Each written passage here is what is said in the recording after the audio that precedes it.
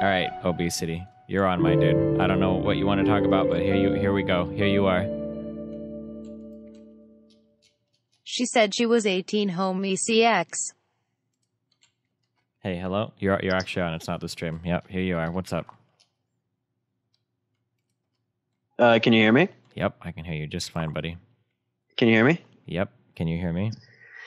Oh, how's it going, man? I'm actually a little surprised you actually gave me a call. Oh, well, here we go. Here I am. What's up? What do you want to talk about today? So, I recently actually started watching you a couple days ago, and so I liked your debates specifically. Okay, cool. But as I mentioned, we briefly spoke a little bit earlier. I sort of disagreed with you on a lot of the discussions you've had about like white privilege. Uh-oh, okay. Yeah, but I did agree with you on like stuff like abortion and transgenderism, that sort of thing. Okay. And I appreciated how you seemed to be, reasonable and stuff, and you would use like logic and not just random shit. Yeah, I try my hardest. So before I guess we dive into it, I would just want to be curious about what your definition of white privilege would be. There are probably some benefits. There are most definitely some benefits living in the United States in most areas and most circumstances to being white, is I guess what I would say. All right. So what my opinion would mainly be is that I think that there are tons and tons of variables for an individual's success in this country. And I think that a lot of times stuff like socioeconomic class gets conflated, and people just automatically assume it's due to race that a certain individual is greater advantage or has a greater advantage in life. Sure, I don't necessarily disagree with that. I think that socioeconomic position is probably the most important factor determining your success in life. I do think a lot of people conflate race with socioeconomics sometimes, and I think it's really dishonest to do it. But we do have studies showing very specifically that there are places where you are disadvantaged only for your race. The most famous one that I'll cite, that I've cited several times now, is the idea that if you swap names on a job application to black-sounding names, the person is half as likely to get a call back, with all else equal, the application being exactly the same as the other. So, I mean, stuff like that makes it pretty hard to say that there are no racial inequalities. I actually was thinking about that a little bit. And obviously, I don't have any like research or anything to back up. And mainly, unfortunately, because of my job, I don't have time to read a lot of primary sources. So a lot of my information comes from secondary sources. Okay. But I was thinking sort of along the lines of, I don't know if it's necessarily because of their names are sounding like African American, or if names just sound unusual. So like, for example, a really redneck sounding name might be less likely to be hired for a job than like John or Chris, if that makes sense. Okay, but I guess that's still a problem, but you're saying that wouldn't count as racism, I guess? I'm not saying it's I don't think it's purely based on race. I think it might be sort of like my major point is that like if you have a name that is easily associated with a negative stereotype, no matter what your race is, that might affect how an employer might see you. Okay, but if all of those names are associated with our black names, don't you think that might be a problem? But again, all right, I hate to use anecdotes, but I have a friend whose name is Branch, and he is from Georgia. Okay. He has a very tough time finding jobs. And I mean, I know this is just one example, but I mean, this isn't, of course, I can't really cite anything. So I might have to concede that this is a potential sort of issue. But a specific one that I wanted to talk to you about is how you mentioned crack and powder cocaine. Oh, sure. Yeah, that the conviction penalties are so much harsher for one than the other. Yeah.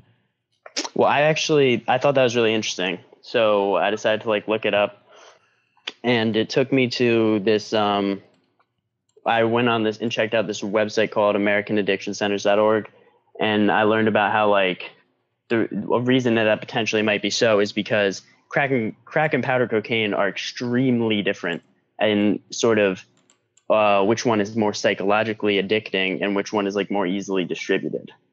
So do you think it's possible that there might be a sentencing disparity, not because black people use crack more than powder, but because they are different drugs with different effects? It's really hard for me to say that when marijuana is still a Schedule I drug. It seems like our policing of drugs is a very political thing based very loosely on any type of medical science. But then if you look at like a drug like crystal meth, which is predominantly used by white people, that is much more and is very similar in how addictive it is to crack cocaine. Those are very similar. So that sort of it leads for me to not think that type of sentencing is because of race, if that makes sense. Okay. Is there any other? Okay, I guess it's. I guess. So one of the three things. I guess I'll kind of go to this because I have to bring this up during the voter ID thing. So there are three things to look at when you determining like the racistness or the amount of how racist like a law is, I guess. I'm sorry. So you have the intent of the law, right? Which is did the person writing it attempt to target a minority group? You have the letter of the law, which is the actual written, part of the law. Does it mention specific racial groups or try to target them? And then you've got the effect of the law, the third one, right? How does it work in practice, right? And technically, legally, in order to get something struck down as racist, you only have to prove the third for it to be struck down, that the effect is that it actually disproportionately impacts like a group of people, right? Yeah, I believe it's called like strict scrutiny or whatever. So I don't know any of the legal terms. But so like when you look at the way that some of these things play out, right? And you have like, you can only give so many explanations, like, well, maybe crack cocaine is more addictive than powder cocaine. Maybe black people's names just sound weird compared to white people's names. Like, regardless of the reason, maybe there is no intent. Maybe there is. Maybe there's not a letter of the law ruling against them. Maybe it is. The fact of the matter at the end of the day is that black people kind of get fucked a little bit on these issues more than white people, which is kind of where my white privilege thing came from. Well, this is the sort of way that the discussion always goes. And my issue with this is that people always seem to assume when I'm having this discussion that if there's any sort of like disparity in the outcome, that it must be because there is not equal opportunity. You know what I mean? So this sort of goes into socioeconomic reasons about crime rates and stuff like that. And people automatically assume that like if black people are committing more crimes, that must be because there's some sort of injustice going on that is making them commit said crimes. Well, I think that in general, I don't think that people care necessarily about whether or not that is true. It's more so the idea that it is happening, so something has to stop it from happening, if that makes sense. Like if you've got a scenario set up where 95% of black people are affected by something and 1% of white people are affected by something, then you have to change something, or whether it's because somebody's being racist or not or anything. I think that you have to find a way to disrupt whatever's going on, right? Well, what I'm saying is that if a certain amount of people are actually doing a certain thing, then it doesn't actually, like if a certain group is disproportionately doing something, then it doesn't matter if they are getting punished disproportionately. Yeah, I guess, but then you would have to ask, why are they disproportionately doing that thing? And that's exactly what I'm saying. It goes into you're automatically assuming because there is a disparity in outcome that there must be an injustice that is making that disparity happen. Yeah, I mean, what else? Unless you believe in genetic differences between groups of people. No, that's that's not at all. I'm saying, well, and I know that you're gonna want to punch me. Well, no, I won't. But go ahead. All right. I work in the district attorney's office in my city. Okay. And a lot of what I see is that there is not specifically in black communities, but in a lot of impoverished communities, there is a really bad culture. And I don't disagree with this at all. I don't, and you can be more specific and say that black culture is pretty fucking toxic insofar as how it approaches society. I don't disagree with that. Well, I don't want to. I don't exactly. I don't know if I No. necessarily want to say black. Sure, black no, but you can culture say that's fine. specifically. I agree with that, right? But again, then you have to take like again, we can look at something like rap, okay? Right? Look at something like Yeah. rap because that's a good distillation sometimes of some of the things going on in black culture, right? In rap, especially like 80s, 90s, you've got a lot of like fuck the police, cops are pigs, blah blah blah blah blah, and all of this shit, Mhm. right? And it's easy to look at that, right? But the problem with these issues is you always have to dig a level or 10 deeper, right? When you Yes. look at when you look at like, well, why is black culture so anti-cop, anti-police? Well, okay, well, rap is really anti-cop. Why is rap so anti-police and anti-cop? Well, because a lot of these early people that were No, writing I these raps were understand literally that is founded in yeah. racism. Yeah, we're That- speaking of their experiences of being fucked by the legal system. Yes, Sure. in this country there has been I don't think any moron is going to deny that like racism has existed in this country, Mhm. but I don't think that it exists at all to the same level now, and I don't think that necessarily like if society isn't still racist, Mhm. but a certain group of people is not getting screwed over, but they're acting like they are. I don't think that it is necessarily our responsibility to like pay reparations or something like that. So you said you said you were kind of new to my stuff, I guess. Um, I'm not like a huge SJW. Like I won't sit here and lie to you or like play like any of the normal like bullshit liberal cards. Like the level of racism that exists today in society is as a pittance compared to what it existed, even in the 60s, right? It's not even remotely similar. I definitely don't agree. I definitely don't disagree with that notion. And anybody that argues the opposite is living in fucking fantasy land. Okay, having a microaggression because Jordan Peterson said something about black people online is way fucking different than I'm not allowed to go to this school because it's white people only, right? I definitely don't disagree with that, right? So the level of racism that exists today is far several orders of magnitude lesser than it was, a long time ago, right? We know this is a fact. The problem that we have to look at then, right? Because then the next question is, well, why haven't blacks caught up to white people, right? Is essentially the question then, right? If racism is more or less, severely reduced, why haven't you seen the closing in the gaps between black people attainment and education, between the way black people are treated in the criminal justice system, et cetera, et cetera, et cetera, right?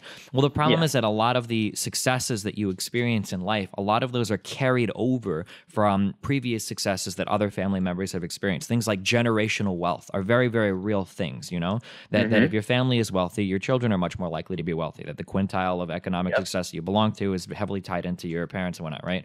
So the problem is that you just have to be aware of the fact that if your grandmother lived under Jim Crow, if your grandparents were literally part of legalized segregation, it's still going to have a pretty big impact on your life today, right? And that has to be overcome somehow. I completely agree with what you're saying, but like a sort of an interesting thing to think about when we're looking at it through that lens is when you look at the Asian community. And I think you can't deny that Asian people have definitely been discriminated against in this country. So, like Japanese people, for example, were put in internment camps. Yeah, and yet Asians have the highest median income. I can kind of deny that. So it sounds really shitty, and it is true that Asians have experienced some things that have fucked with them in American history. But I think that Asians are a very particular group that you have to be careful when you treat them a certain way, and even Hispanics are, right? You have to look at the background of why different people are in the United States, right? So why are black people in the United States? Black people are in the United States because literally their ancestors were brought over, they were forced into slavery, and that's been their history here for 200 years. That's like why black people in the United States, right? Why are Asians in the United States?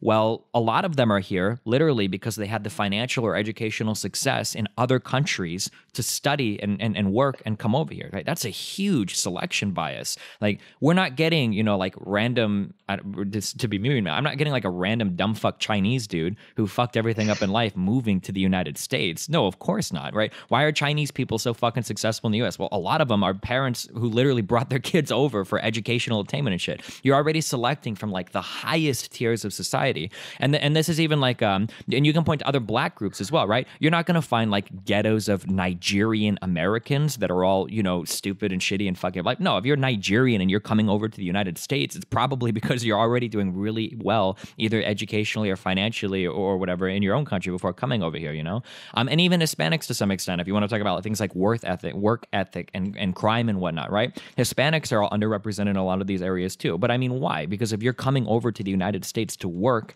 right, you're probably already selecting for people that are of a certain type of work ethic or aptitude, before they even come over. I think that's something that's really important. Whereas for black people, you have all of them. There was no selection. Nobody selected for the most educated black person. Nobody selected for the most financially successful black slaves to bring out. You got every single person, and all of them were put through the system. So now we have to deal with all types of black people, not just the most successful ones, like you did with Asian people, for instance. Sorry, go ahead. Yeah, I see what you're saying. But then a lot of times when now I sort of, if it's okay with you, a lot of I would like to move on to like sort of solutions that I've been hearing to these types of problems. And like, obviously affirmative action has been a very like sort of hot button issue. And when I've been debating a lot of people, I actually am a fan of affirmative action when it comes to socioeconomic status, because I do believe that if a certain person has had a harder economic life, then they should definitely be seen different than like a rich kid if they have the same grades. Yeah, maybe, but okay. I don't necessarily agree with that, but I'm a little harsher. But go ahead. Oh, what do you think?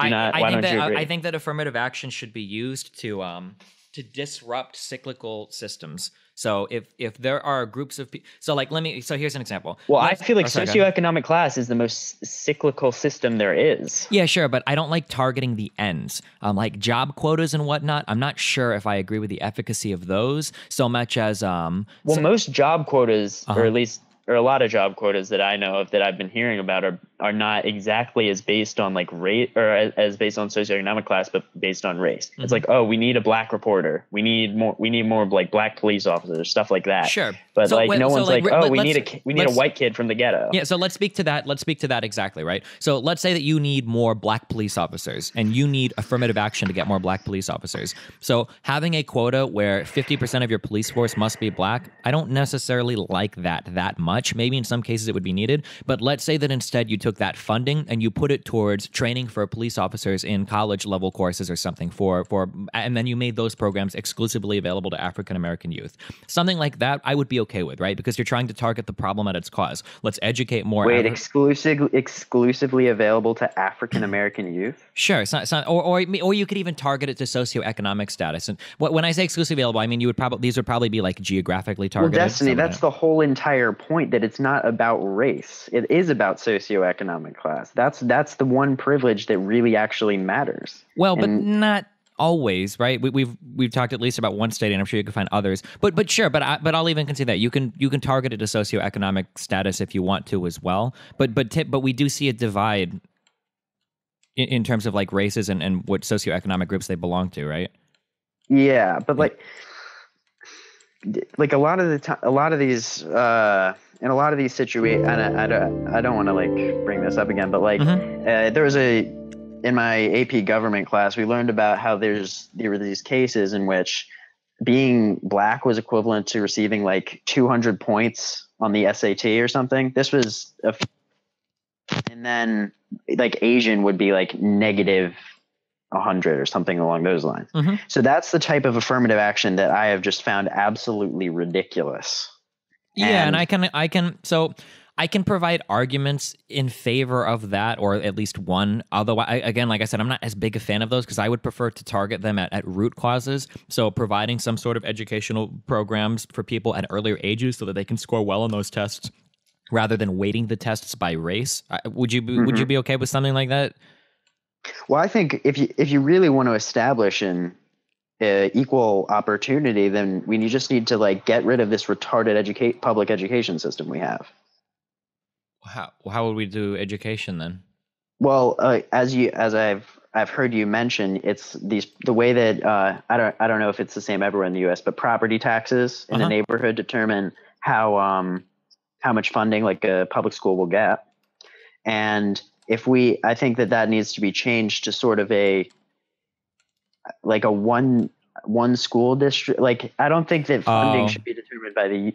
Yeah, that will never happen. I agree with you, but they tried that in Omaha, dude. But rich people get hella fucking mad when you bring that up. I don't think that'll ever happen. I do agree with you. Well, isn't the point of a democracy that you don't care what the if a few rich people are bitching, shouldn't what's still happening? No, because unfortunately, the way that our democratic system works is we elect officials, and these officials that are elected rely on campaign funds in order to get elected. So the people with the most money will always have the loudest voices in any political system. I guess I'm sorry, in our political system.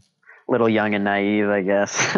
Sure, but I mean, like, you can understand that, right? If some dude is running for re-election and he's got big fucking he pockets, needs money. Yeah, he needs money, and the people that raise the most money are typically the wealthiest people, unless you're getting like, I guess, like unions behind you or whatever, like.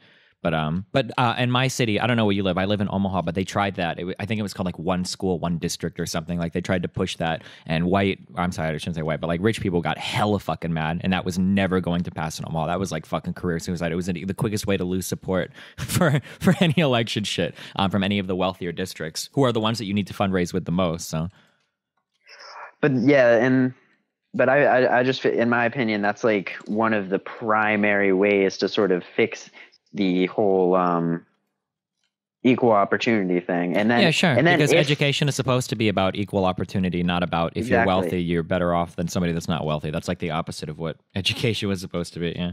And then if that is fixed and there are still disparities, I think that they can be more easily just focused on cultural issues instead of just pure racism, if that makes sense. Yeah, sure. I feel like, and I could be wrong, but I think that like I would hope that black culture, quote unquote, culture problems would probably fix itself as black people do better and better in the United States, right? Like, Man, even like, I don't know if you follow the news, but it does not look like anything is fixing. I feel like in the past couple of years, it has just been getting worse and worse with all of. And I don't necessarily blame it. So like if we just look at something, so like maybe this sounds kind of, but like if you just look at something like, and I really shouldn't talk about this, 'cause I don't listen to a lot of rap, but like gangster rap and all that shit used to be a lot more fucking commonplace, whereas rap as an art form has evolved into a lot more deeper shit, where black people still talk about issues, but it's not necessarily in the same way, or not necessarily as fucked as it used to be, I guess, a long time ago.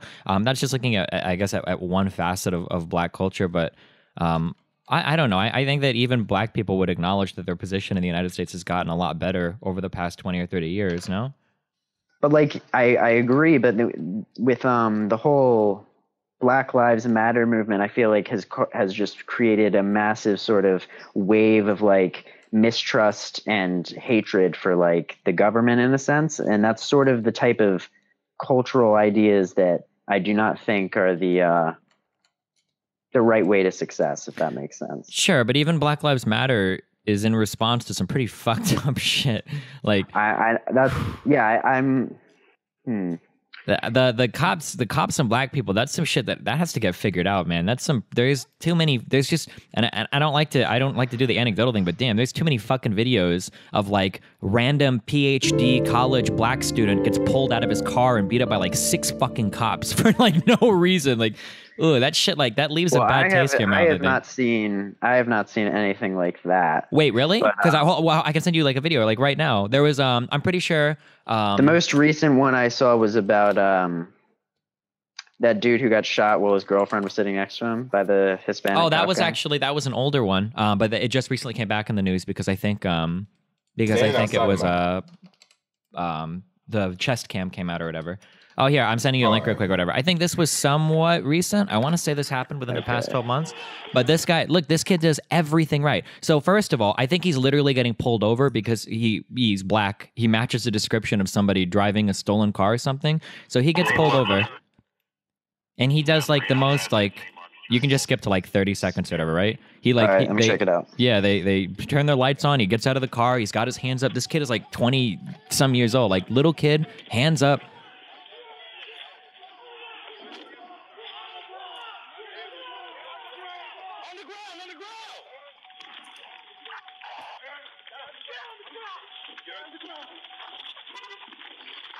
All right, yeah, that's pretty retarded.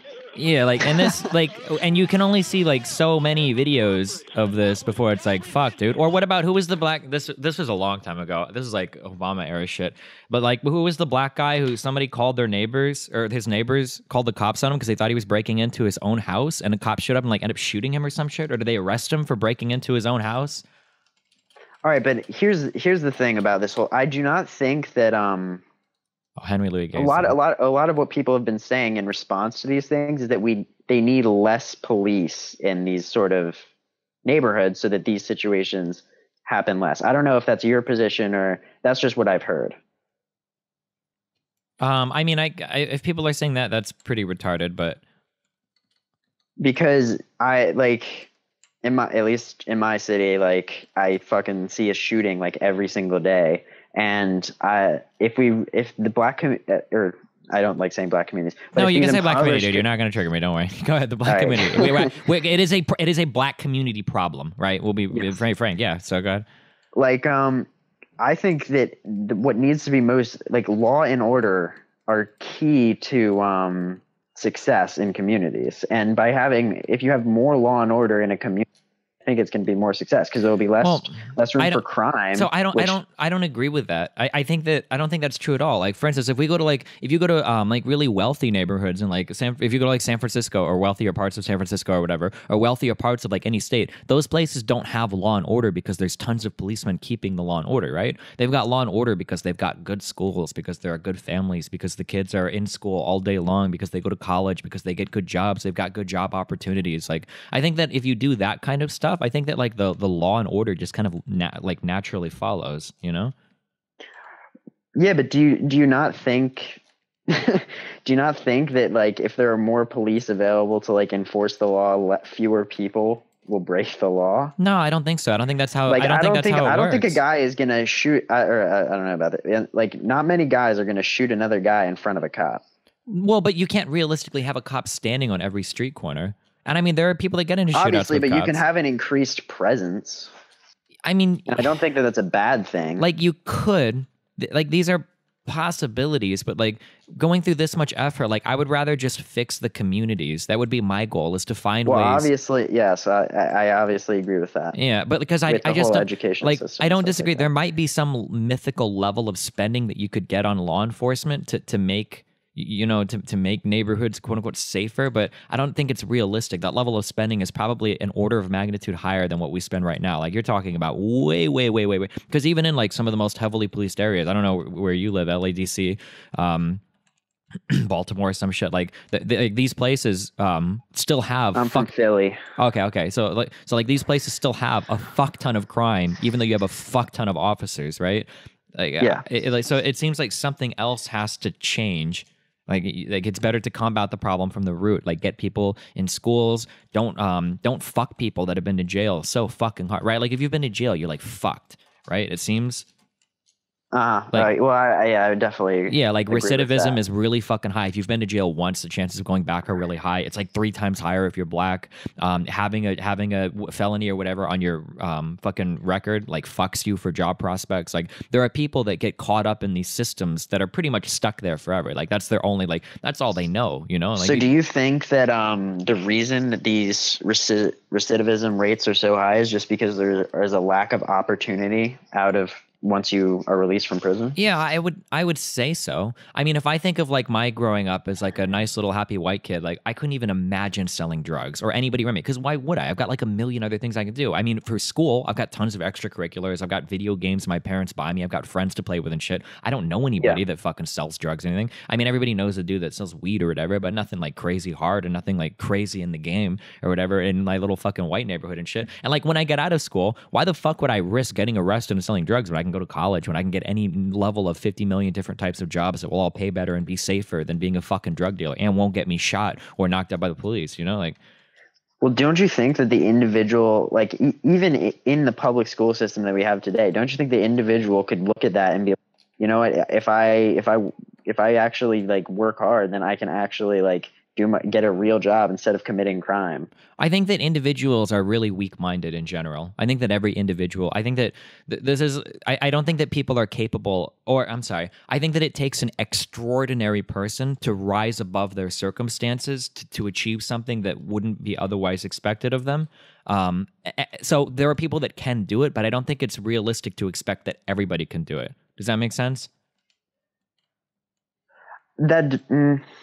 Let me think about that. So like I can give a personal example, okay? Like Right. I wouldn't, so if somebody was carpet cleaning and that was their job, right? I wouldn't tell Yeah. that person like, dude, just find something that you're really good at. I believe in you, and then you can quit carpet cleaning and never go to school and find something that'll make you a fuck ton of money, like what I do, right? I don't think that's very realistic. You know, I'm able to do what I'm able to do because of a pretty special set of circumstances, and to expect every single carpet cleaner or every person in the United States to not be able to go to school and to make the kind of living that I do doing the job that I do that's not a very realistic that's not a realistic way to approach things, right? That's probably not going to happen. Or like to be the fastest runner, or like if you're born in some random fucking goat village in Austria or some shit, you know, just start lifting weights and maybe you can go to the United States and be the next Arnold Schwarzenegger. Like I don't think that's like a reasonable assumption to place on most people, you know? But then, like, I feel like if we're gonna make that argument, like, how is the culture ever gonna really change? Well, I think I feel like they kind of go hand in hand. Like I feel like if black people's position in America changes, I feel like the culture change will kind of follow it, and culture can kind of lead it a little bit as well. Like I said, but how is their position gonna change? I mean, that's a really, really, really, really, really difficult question. I mean, it's a multi-pronged approach. Like the problem, like society is hard. Like these aren't like, it's not like physics or engineering, right? Where we can like, okay, well, let's just modify one or two variables and then we know exactly how to change. Like, yeah, shit is really fucking hard. I don't have like the silver bullet best answer. I wish I did, but I mean, it would take a multi-pronged approach that addresses like every facet of society. You know, like birth control, right? Starting at the very beginning, like birth control and contraception should probably be freely available to every single socioeconomically underprivileged person, because having and even our buddy Ben Shapiro agrees on this. Having children before you've gone to fucking college, having children out of wedlock is a fucking disaster. It's horrible. So contraception and shit has to be freely available. It just has to. I'll pay for that. I don't mind my taxes getting raised because these people end up being a burden. In my on the city, it system. is freely available. Okay, sure. So it has to be freely available. You have to make sure that people are aware that it exists, right? There has to be adequate funding for public schools to be able to perform like their basic functions. Like but here's the thing about the adequate funding, and I realize I'm sort of flip-flopping about what I said earlier, but if a kid like doesn't go to school, it doesn't really matter if his school improves if he just isn't going to go in the first place. Sure. No, and that's true. Like so the cycle is just going to continue even if the school just improves by itself. Sure. So again, like we're trying to knock up these kinds of we're trying to disrupt these types of cyclical behaviors, right? So when you talk about a child not going to school, you're really talking about a fucked up family, right? And if the family's fucked, I mean, the school can be as good as you want it to be, but a fucked up family is still gonna hurt things, right? So these are why things like contraception and family planning are so important, in my opinion, getting that right. In terms of fixing families that already exist, fuck, dude, that's really, really, really fucking hard. Maybe and this is sort of what I'm saying. Mm-hmm. Like the fact is that no matter, I feel like, and I don't know if obviously I don't know if it's true, it's all speculation, but I feel like no matter what you change, the only people that are really going to be able to come out of these like really impoverished neighborhoods are going to be those incredible individuals that we were talking about earlier. Wait, I'm sorry. Could you say that one more time? Like, you know how we were talking about how like I was like, oh, if you work really hard and go to school every day, try and graduate, you get a real job. Mm-hmm. And then you mentioned how that was like, oh, that's just like one incredible guy. Oh, so sure, I think like no matter what we change, I feel like that might still just be that one incredible guy. So that might be pessimistic. Well, I mean, there will still be the need for incredible people, sure, but like you can reduce that. Like maybe the welfare structures could be made a little bit differently. Like I've heard of I think the what is it called? The earned income credit is a decent idea, right? Where you get paid a tax rebate based on work that you already do. Maybe different ways of structuring welfare benefits could be done a little bit better to incentivize work. Like the solution to a problem as complicated as this is going to be highly multifaceted. Right? There is no silver bullet. There is no one policy or one change that you can enact that will fix, like Black America. Like that's going to be like a highly multivariable thing that will address like multiple stages in multiple people's lives across multiple socioeconomic groups. Because even ensuring the success of people in higher socioeconomic groups is really important. Like I don't have a study offhand, but like I would bet my life on it that Barack Obama, being the president of the United States, surely served as an inspiration to at least some Black people in the United States, right? Seeing him in a position like that's got to be like an awesome fucking feeling. And I'm sure you could say the same for very successful Black people across any field, in engineering and in any kind of science or technology field. Like, so even ensuring the success of those people is probably important to the overall success of people in Black America and for culture changes and whatnot. But yeah, and this is where I think that sorry, it's not about it's not inherently, when people struggle in this country, I don't think it's inherently because of their race. And that, I mean, not always. It's just like there are just so many fucking things. Race can play a part in it. That's what I was saying. There's so many variables. I think race is an extremely minor one. Probably. I don't want to agree with you, but I'm kind of inclined to agree with you. Like, I would rather, let me put it this way. You're better off being born as a very wealthy Black American than as a pretty poor white American. Like, I think that most... No, and I would even go as far to say that I think that if you or I instantly became Black right now, I don't think we would be any worse off. So, this is kind of true, but the problem is that you are an amalgamation of your experiences. Right? So I can do like a boy-girl thing here, right? So let's say that you've got a guy that's going into an engineering field and you've got a girl that's going into an engineering field, right? For the guy to go into that engineering field, right, maybe you decided at a young age that you wanted to get into biology, and then your parents kind of encourage you, everybody around you kind of encourages you, and then you grow up and you want to be a biologist, and now you're standing in front of the fucking school about to go and take your entrance exam or your aptitude test or whatever you need, your SAT or whatever, or we'll say an entrance exam or whatever, to get into a college to be a biologist, right? Now, let's say we take that same person and we just make them a girl to see if it makes it better or worse, right?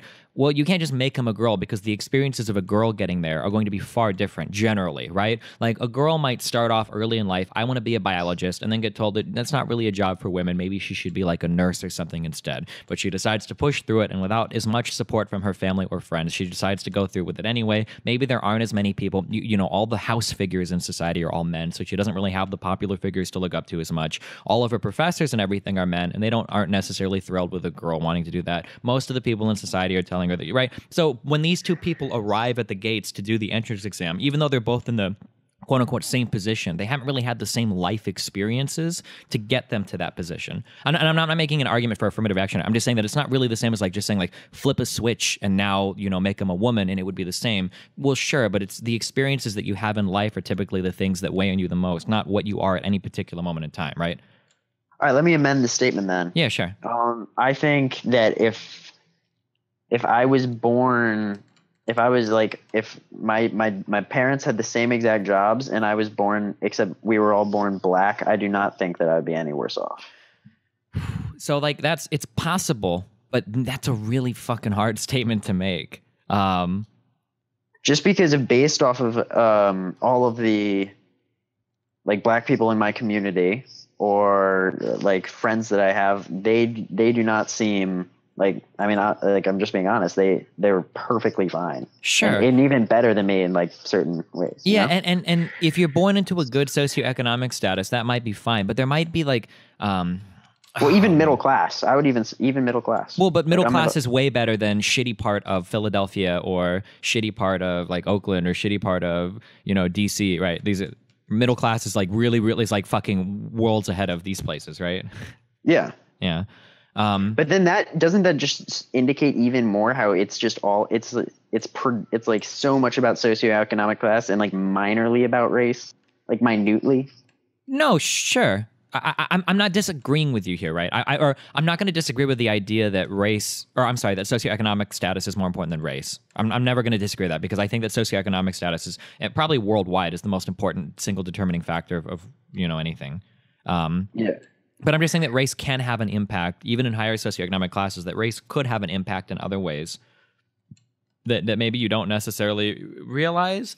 Well, I think with certain like affirmative action policies and when it comes to higher, I don't think that it could possibly be negative when it comes to a higher sort of income bracket. I think if you're Black and with a high income, you're always going to get more benefits. Insofar in what for like job related stuff or yeah, like professionally. Yeah. It's just kind of, it's weird the way that works. Like that is technically true, but generally that's usually because the black person has gone through, because of socioeconomic status, more fucked up shit than the white person has gone through generally. Except that's not the sort of stuff that you're seeing. It's like, it's just like you want them, like, I have some very annoying, like, sort of libtard friends, and what they always assume is like, oh, I would not go to a college if I went there and like I saw mostly white people and only a couple black people, because people automatically assume if you are black, then you like must be like a different type of person than they are. When I think that like diversity of ideas is like significant when it comes, I guess we're moving on to diversity a little bit. Mm-hmm. Diversity of ideas is like should be way more important than diversity of skin color. Like it's a completely subjective, or my bad, wrong word. It's just a completely useless sort of way to value something. Maybe.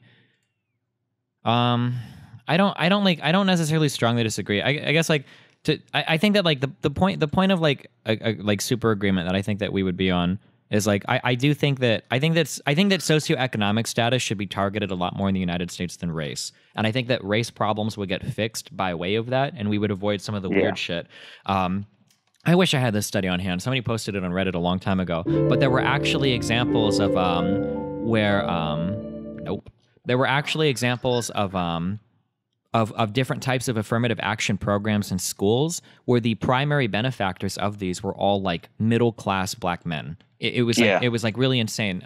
But it basically went on to where like certain affirmative action things were literally just being utilized by people that probably didn't even need them at all. Like, that's exactly the issues that's like the primary issue I have with this sort of racial affirmative action. Yeah.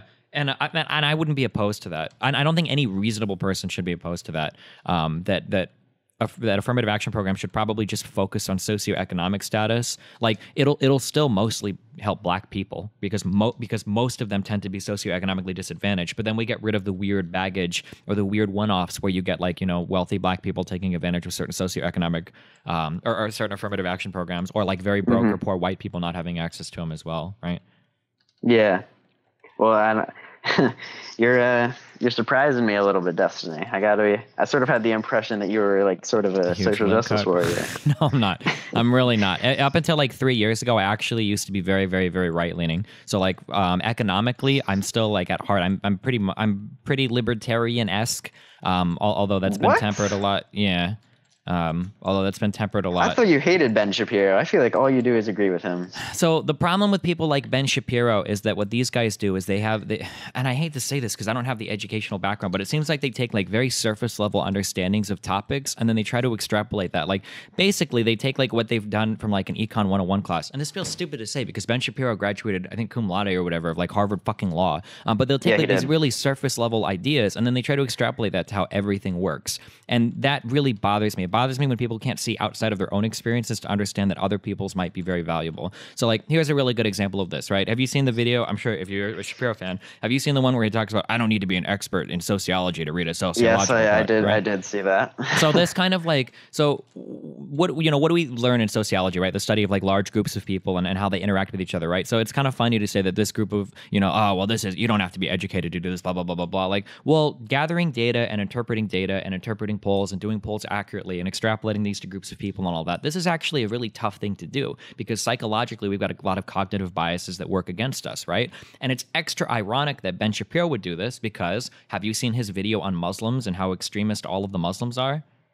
I actually have not seen that one. Oh, this is one of his it actually might be his most popular video. It's got over I saw the one on transgender and abortion and... Sure, so Ben Shapiro has a video with over 2 million views, I think, on how most Muslims are radicalized or something, right? And the way that he cherry picks data for that video is actually embarrassing. Like, if you go through and you look at the very specific questions that he picked, right, it's actually embarrassing. But the funny part about this is that if he had a background in sociology or talked to somebody that worked in sociology, he wouldn't have committed the insane errors that he did when he was putting together this video. So it kind of hurts to see somebody that Ben Shapiro is a smart guy. I would never call him well, maybe what I call him an idiot, but I don't think he's like stupid. But Yeah. the errors, the fallacious errors that he commits sometimes are a little bit extreme, right? Or his unwillingness to look a level deeper, right? So I think well, like, not to call Sorry, you go on. out, bro, but I sort of seen you commit a similar crime. yeah, go for it. Where?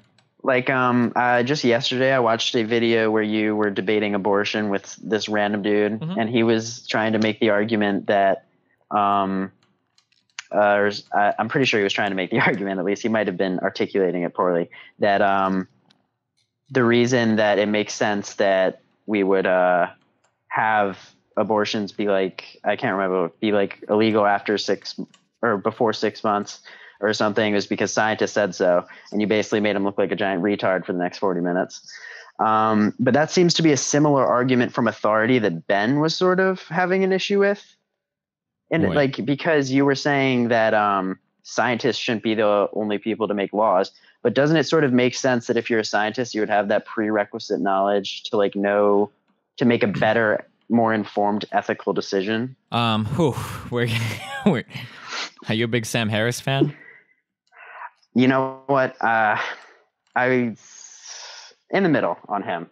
You know. So okay, we just kind of like pivoted hardcore into another area. But the crux of my argument there, no, that's okay. So the crux of my argument there is that you have ises and you have oughts in society, right? You have ises are scientific facts. You have like, you are, 6 foot, whatever. You are a white male. You are whatever, right? Your house is, 2 stories. Like we have like scientific qualitative facts. and quantitative things. Sure, yeah, we've got scientific facts that are ises, and then we have oughts, right? People ought not to murder one another. People ought not to steal from each other.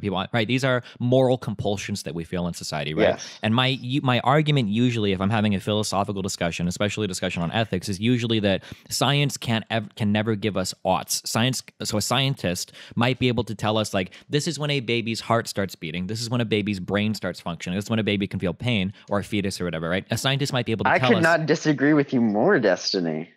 Okay, well, let's think about this in a certain way. Why is it unethical to kill a puppy?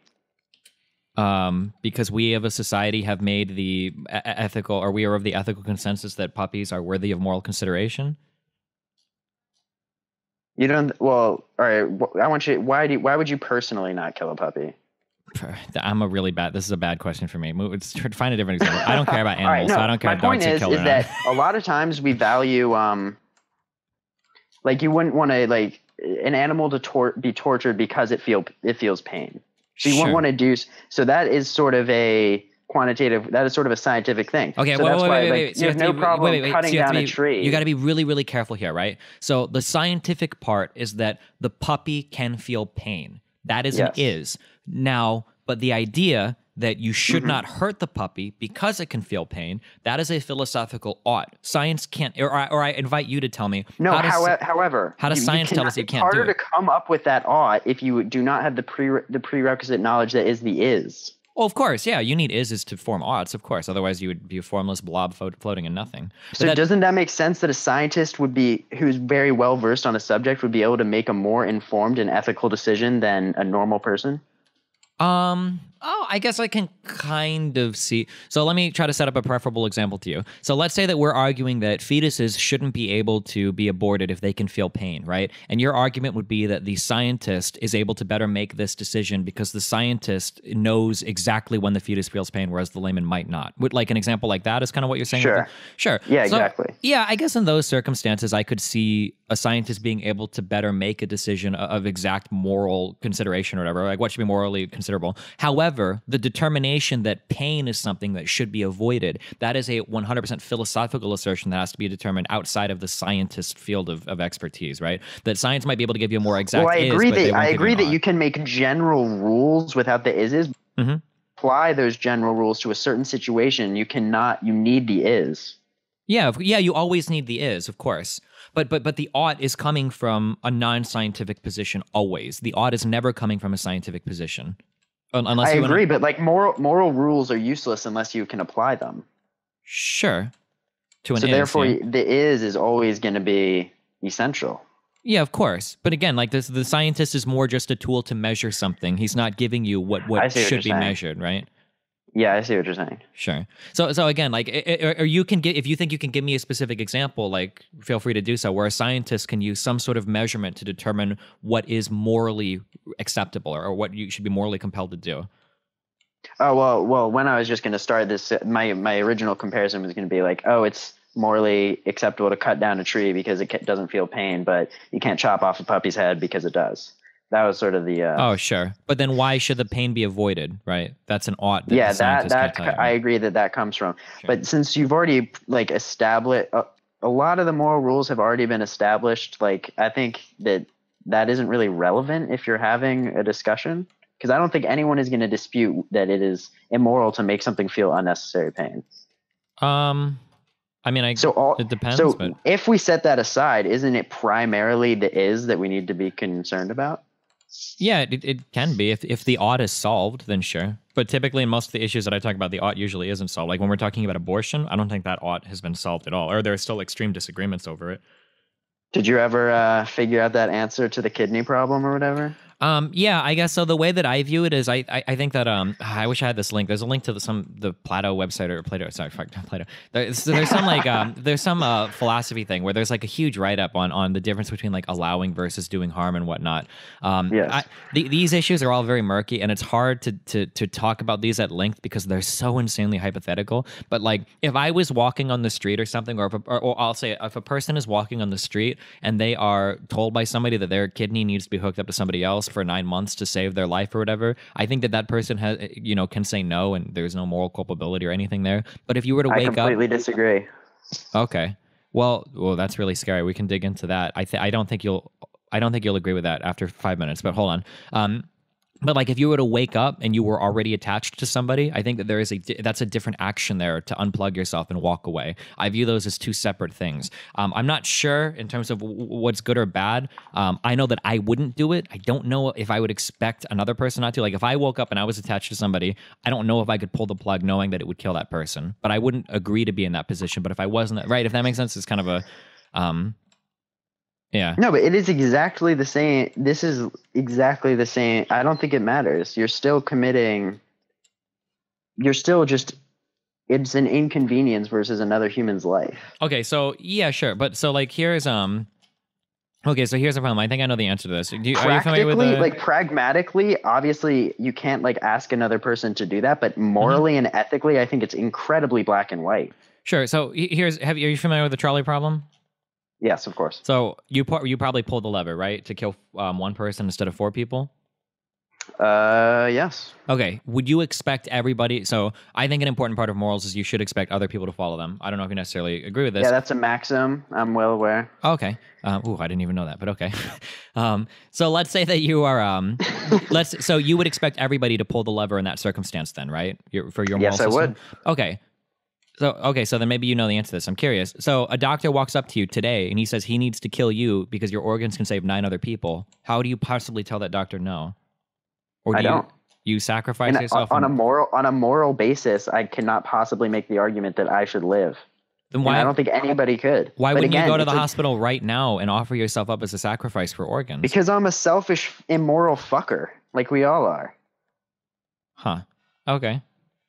But that doesn't make the action like that's obviously the moral thing to do. To plug yourself in and save the other person because it's an inconvenience to yourself.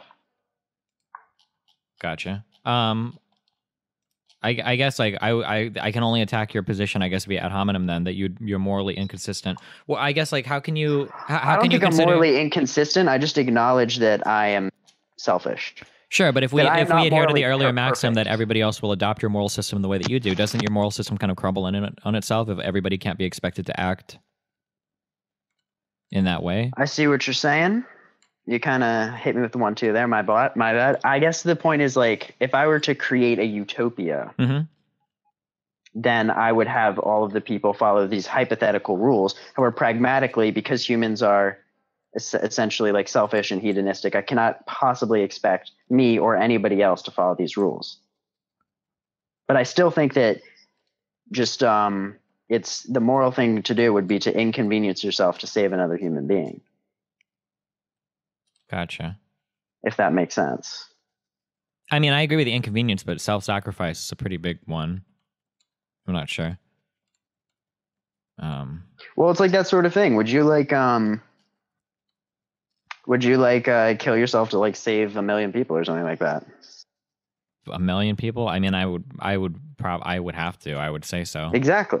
Yeah. It's like But there's that is the like that. It might be an overblown situation, but it's the same sort of thing. Like, wouldn't that be immoral if you just like saved yourself and left all those people to die? For the 1 million people example one? I don't really think it matters on the number.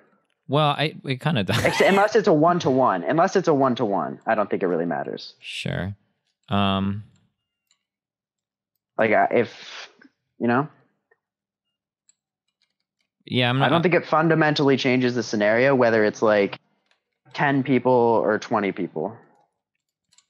I think that there is a difference between being in a scenario that could wind up with you getting killed versus putting yourself into a scenario that will guarantee you like this is like with the these get into I guess I haven't really thought about these topics, so I'm kind of spitballing this a little bit. But like I think there's a difference between 4 people standing on a track versus 1 person entering a track and putting himself into a situation where he wouldn't have otherwise been killed, versus the other 4 people that are going to be killed. Like, I think those are kind of different. I think that there's like a different moral consideration there, if that makes sense. Does that make sense?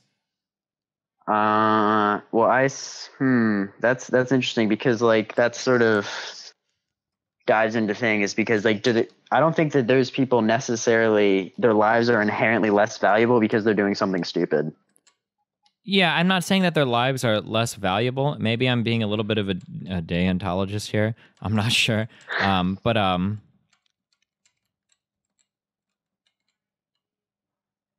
yeah, I'm not sure. Putting yourself putting yourself into a circumstance where you're guaranteed to die to save another person. That just seems like such an extraordinary thing. I agree. That like, yeah, I'm not sure if I would expect any other person to do that. I'm not sure. That's exactly what I'm saying, but I still think they would be acting immoral. Sure. Well, I guess my goal would be that if I recognize, so when I construct like ethical systems, my goal would be that if I recognize that there is something that I would never expect a human to be able to do, that I would exclude that from my moral system because there would be no pragmatic value to my system if it would never be reasonably adhered to, right? Well, I don't know. I've just viewed like I think morals are supposed to be like a perfect set of principles, you know, that will result the best. Well, if you have a moral system, it should be a perfect set of principles that will do nothing but like improve society. Yeah, but you'd have to be so like that. What you just said was like that's a really weighted statement. When you say improve society, that has to be like unpackaged a lot, right? And this is the sort of like the greatest good for the greatest many. Yeah, this is kind of like utilitarianism. Yeah, the hardcore utilitarianism. But like for instance, like so like let's look at the trolley problem, right? We can look at it in a different light. Okay, so you say that you would push 1 person in front of a train to save 4 people because the utility that provides to society is obvious, right? You're sacrificing 1 to save 4. This is an easy call for you, right? Yeah. Yeah. So, but like some people would argue, so you might say that, well, we would do this because it quote unquote improves society. But another person might look at your word improve there and they would go, well, in this society, you've made it permissible to sacrifice 1 person against their consent to save any arbitrary number of people. This is a massive disimprove. What's the opposite of improve? Detriment to society. Yeah, I'm sorry. Yeah, there we go. This is a massive detriment to society, right? Now your philosophy I would just disagree with that. No, yeah, sure, and you can, but you have to argue over what you mean by improve there, right? Because then the non-utilitarianist would argue, maybe a deontologist would argue, like, well, you've sacrificed somebody against their consent in a situation where they wouldn't have otherwise been in harm's way. Well, now you've actually hurt society significantly by doing that. You haven't improved it at all, you know. I think an easy way to measure it is that just simple math, 4 lives is more valuable than 1.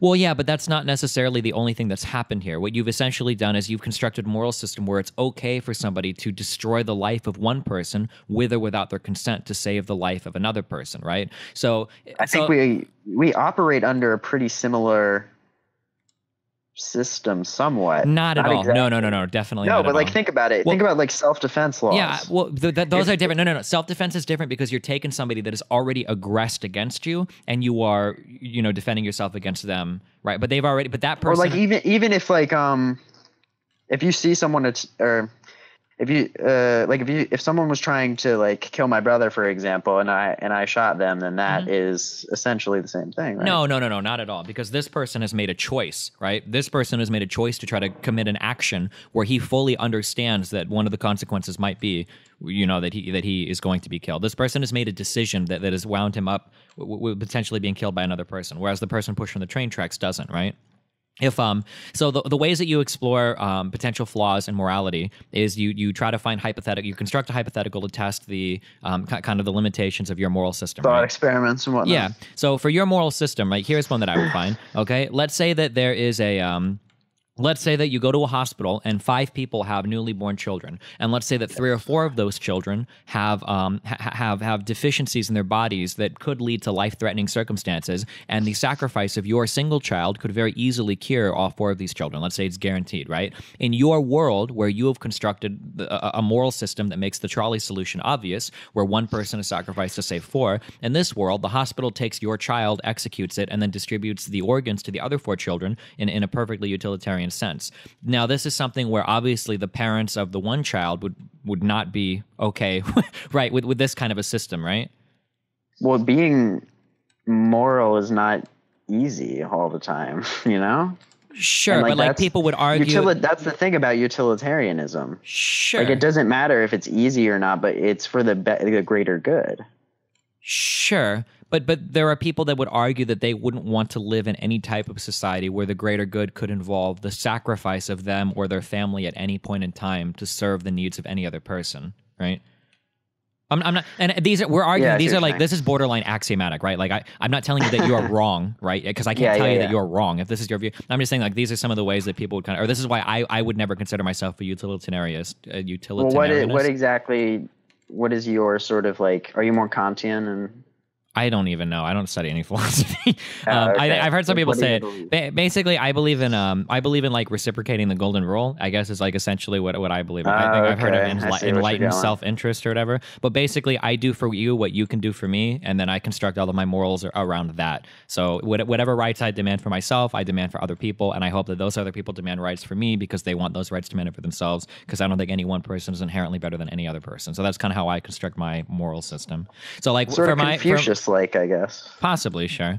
So like for my solution, I guess in my moral system for the trolley problem would be, I would consider it to be unethical to push one person in front of a train to save 4 other people, but I think that person should be morally compelled to do what he can to save the 4 other people. I don't know if that would involve self-sacrifice or not. That's a pretty fucking big decision.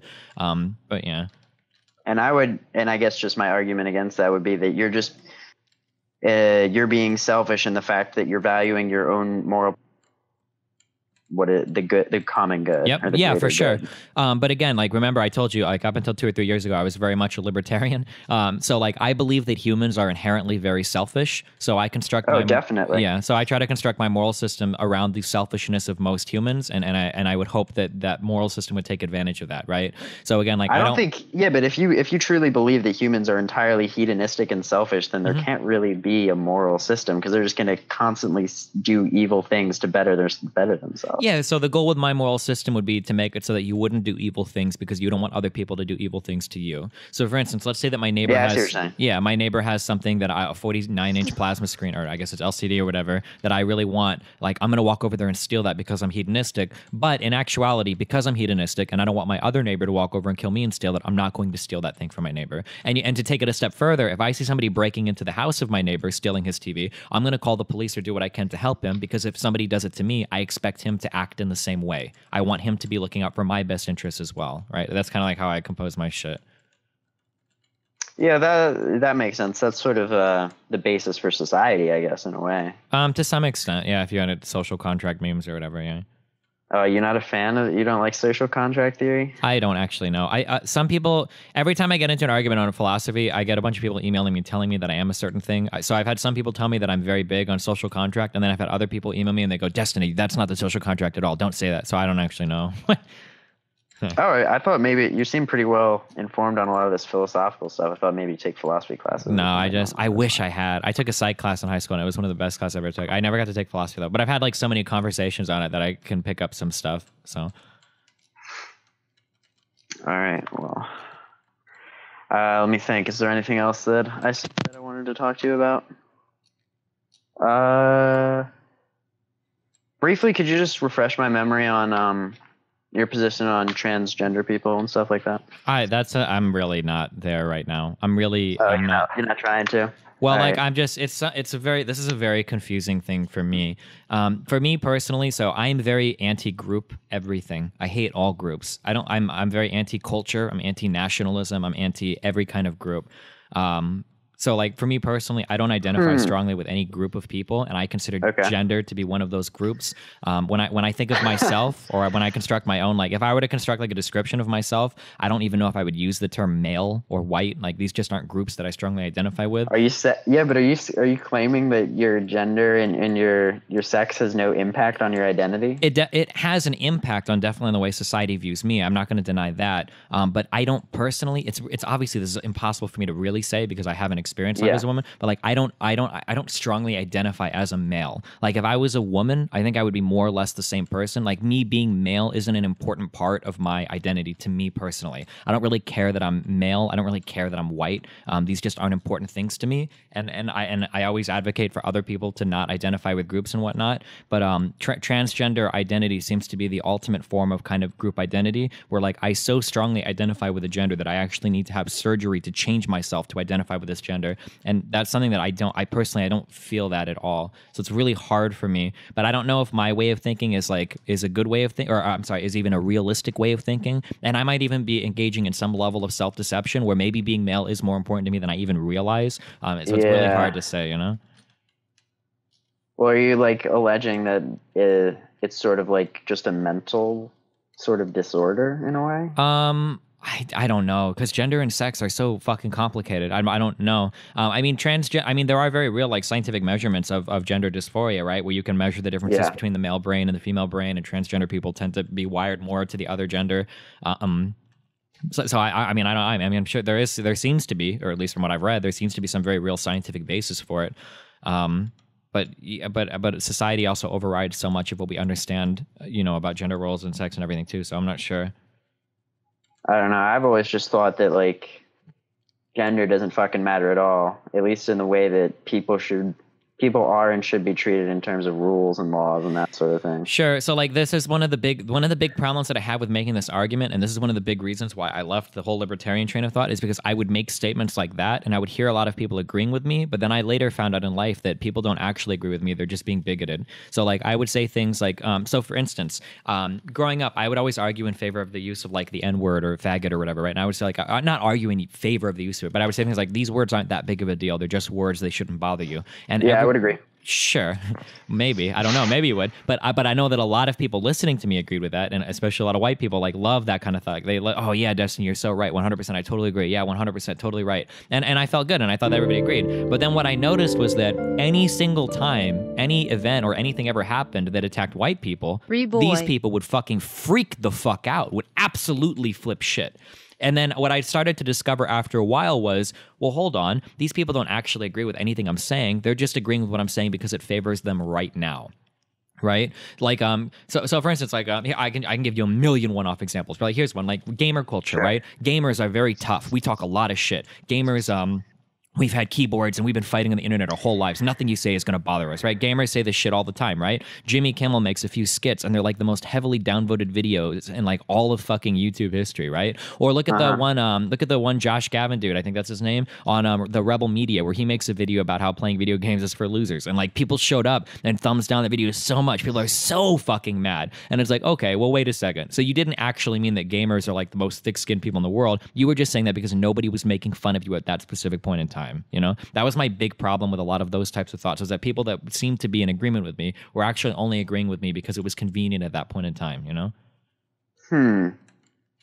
But wait, so did you sort of abandon a set of principles that you had just because the majority of people that had those principles were assholes? It's not that I abandoned the principles, it's that I have a more pragmatic view of them. So for instance, I don't think that I still believe that in them in my core. Like I don't think that words should bother you. I don't think that certain words should have a huge detrimental impact on your psyche or your mentality or whatever. But I understand that they do. They just do. It's just the way the society works, and it's just the way a lot of people work. And that for me to pretend that they don't for everybody, I think that I'm and I'll jerk myself off a little bit. I think I'm relatively unique in the level of individuality that I have, partially because my job relies on it. I have to be a unique individual, you know. So I think that expecting everybody else to uphold the same standards that I do insofar as being harassed or whatever is not fair. I don't think everybody's capable of doing necessarily the same things that I am in terms of dealing with all of that. And then I notice when I look around that people aren't, right? Another thing that I point to is a lot of times white people say to black people like, well, it's okay, you know, that all of the heroes in media and all of that shit, it's changed recently, right? But all of them are white. Like that shouldn't be a big deal. And then when the new FIFA game gets released, like the third most upvoted comment in the thread was, I can't believe the main character is black. How am I supposed to play this RPG now? And it's like, dude, really? You've been telling black people this your whole fucking life. Like why? So like it just seemed like everybody was a fucking hypocrite, you know? Sorry. That's pretty stupid. Yeah. I just feel like I think anybody could attack. Like, of course, if you're attacking someone personally, it makes sense that they could get offended. But I don't think anybody could say anything about a group that I'm a part of that would offend me. You know what I mean? Well, yeah, and then like this is something that I have to be careful of too. Is that like, and we'll get back to the little white privilege a little bit. Like, there's nothing really anybody can say to attack you. If you are a white straight male and somebody walks into the room and sees you, there's not really much they can say, right? you're like, right, in terms of like stereotypes, like what are they gonna do? Call you a cracker? Like nobody really cares, right? You're every group that you're a part of has always been like the mainstream represented in society. Like there's nothing that I don't know. I'm a bit of a fucking nerd. Well, sure, but they would have to learn something about you, right? To get that.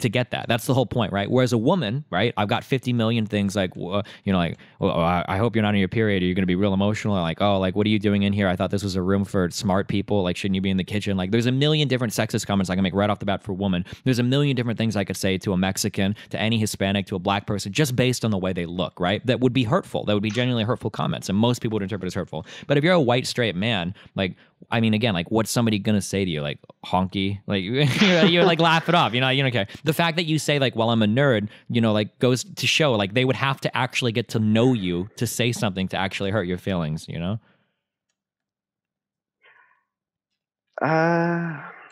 Yeah, I get what you're, I agree. Sure. I see what you're saying. Yeah. Part of the like kind of the example that I give is that when I got fired from a casino job that I had quit school to work at, so I got really fucked early on in my life after college.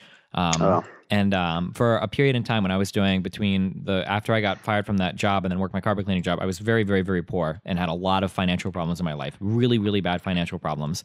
And there were things in my life, like the way that I had to live my life then, kind of gave me some, I don't want to say insights, but insights into like what it's like to live as somebody with severe financial difficulty.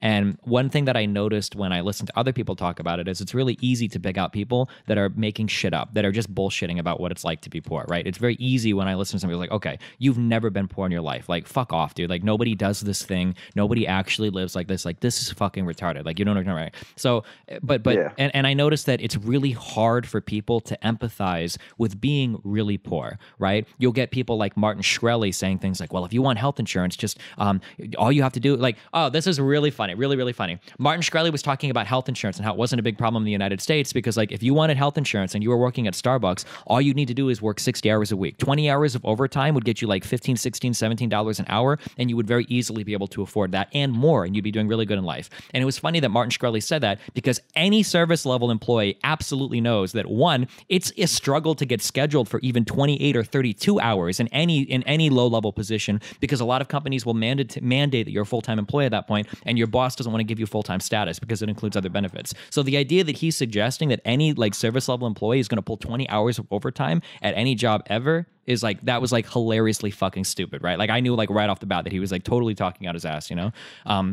I'm sorry, but the reason why I bring that up is because I have that experience, and because I know that unless somebody's actually been there, it's really hard for them to understand it. I try to be really careful when I talk about like trans issues or racial issues. I don't want to sit here and say like, well, I don't think being a black person would be that big of a deal, because I haven't been a black person. So I have to be really, really perceptive to the people that have had those experiences, because I know how annoying it is to listen to people talk about experiences with poverty that they haven't experienced. So I don't want to do the same with issues of race or gender identity or whatever, right? Whew, sorry, okay. No, I think I disagree in the sense that I think it's much more like, if I'm having a debate with someone, I don't like what is true is going to take priority over whether they are personally offended. And I'm going to speak to statistics and facts, not like, oh, I'm sorry if you are the one-off example of some bad thing that's happened to you, but that doesn't necessarily mean that you're 100% right about everything, you know? Yeah, for sure. And I don't disagree. And I think that I think that liberals are wrong on a lot of these types of fucking issues. 100%. The demonization of white people and everything. I think that the hardcore left is to blame for people like Trump, or for people like the huge like alt-right gender identity, or not gender, but like the white identity movements. I think a lot of that is the fault of people on the left. Yeah, political correctness is I'm not a fan of it, so. Yeah, well, it depends on what you mean. I don't know about that, dude. That's another topic that I used to say a lot, where it's like, okay, like, dude, I feel like Trump won so many people off just because they are tired of getting yelled saying like by saying a guy was black. Like, I've seriously been yelled at by saying a guy's black instead of African American. Sure.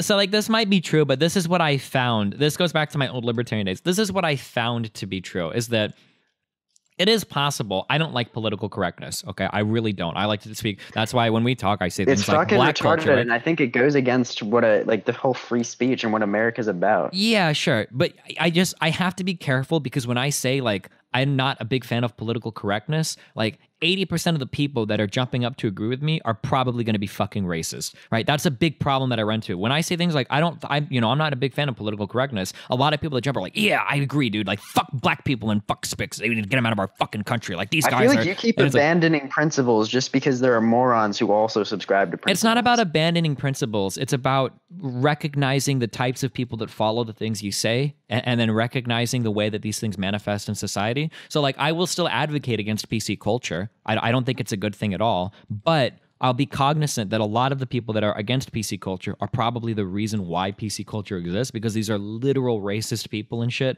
that probably need to chill the fuck out with a lot of the shit that they say.